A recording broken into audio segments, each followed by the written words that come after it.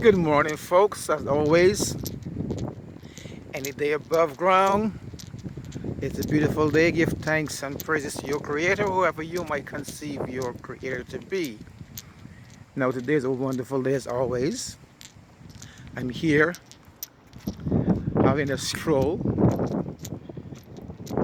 in the park where the sun is shining, absorbing as much sun as possible, and it's a very wonderful day. Now, folks, let's get right into it, and we will think about or give thoughts about imagination. Now, imagination and will and desire is kind of close, but imagination is very simple. I mean, a lot of folks will tell you about stuff that they're into or what they're doing, but they will not give reference to where they get the information from. Sometimes it happens to me because, like I said, we're not perfect. But if you listen to a guy called Neville Goddard, he's a white He breaks stuff down for you that is very interesting. You also have Alan Watts, along with Wayne Dyer. Also, you have Bruce Linton and a few more guys. I can't really think of the name now. And you have another topic called Conversation with God. This guy's name is right on the tip of my tongue. Anyway, it will come to me as I'm taking the stroll here in the park. Now, those guys talks about a lot of interesting things and the way you're supposed to live your life. Now, Neville Goddard, for instance, he speaks about imagination. How in 1942 he was in the military and he wanted to get out because he wasn't really into going killing people. So he used his imagination and visualized being in his house with his wife and his daughter, and yes, enjoying the company of his wife and his daughter. Now, he already been through the 3 months of physical fitness in the military, and he was actually in there to get deployed out. Now, he didn't want to do that, so he visualized himself, like I said before, with his wife and his daughter in New York City on 6th Avenue. And as he visualized that, that's where he wanted to be. And he was approved to go to war. But being he used his visualization of not wanting to go to war, the sergeant or the corporal, whoever, came to him about 3 days later when he was supposed to get deployed and asked him, "Are you sure you really don't want to go to war?" He said, "No, I don't want to." He said, they asked him again, "Are you sure you really don't want to go to war?" He said, "Yeah." He asked him 3 times. He says, "Okay." No, the sergeant really wanted him to go. The sergeant tried everything possible for him to say yes, and he says no. So the sergeant told him, "Go and fill out this form and bring it back to me." He bring it back to him, he signed it, and he get honorable discharge from the military. He says from using his imagination. Because imagination goes a long way. If you can imagine anything, it can be possible, but you have to really imagine it. Now, I can use a couple of incidents where I did that and it worked for me.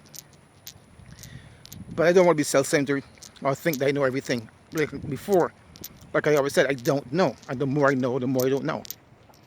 So I will not use me as no example in this particular video.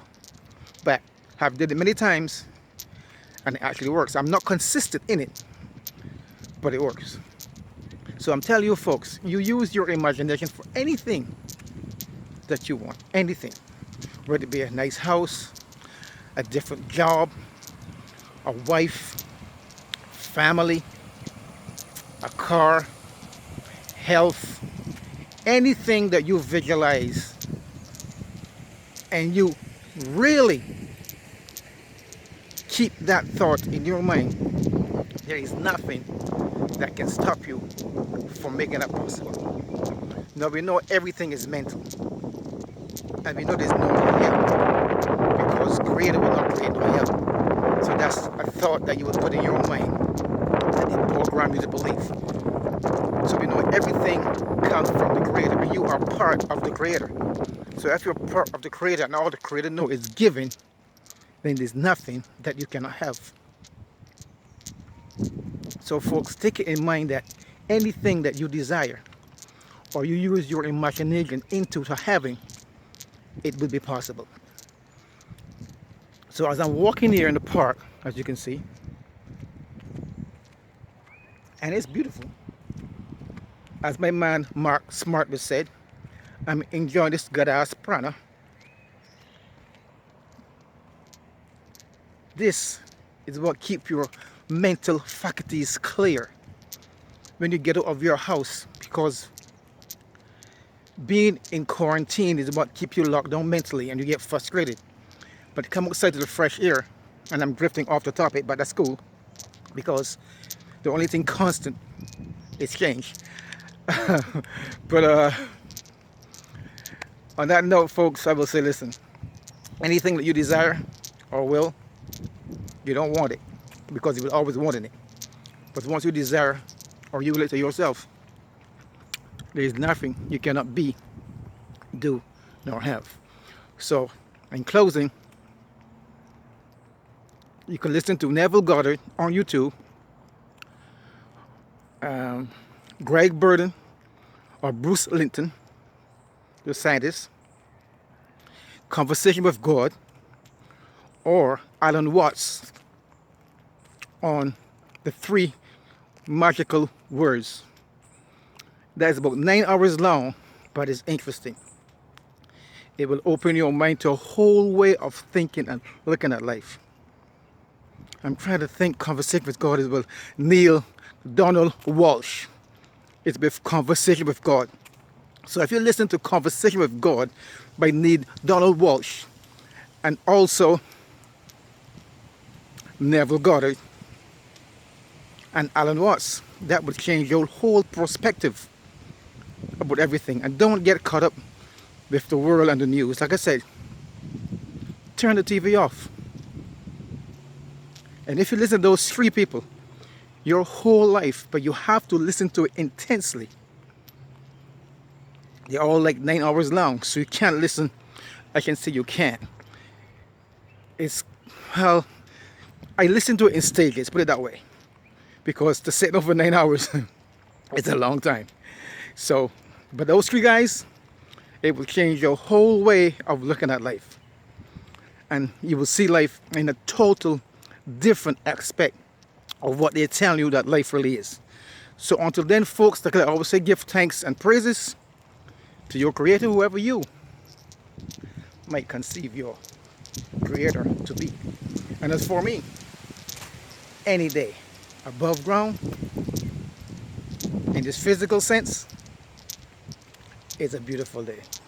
So until then, folks, like I always say, enjoy simple scenery,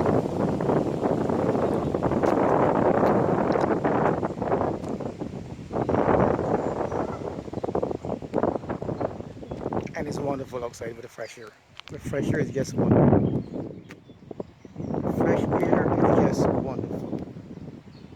So until then, folks, like I always say, peace out.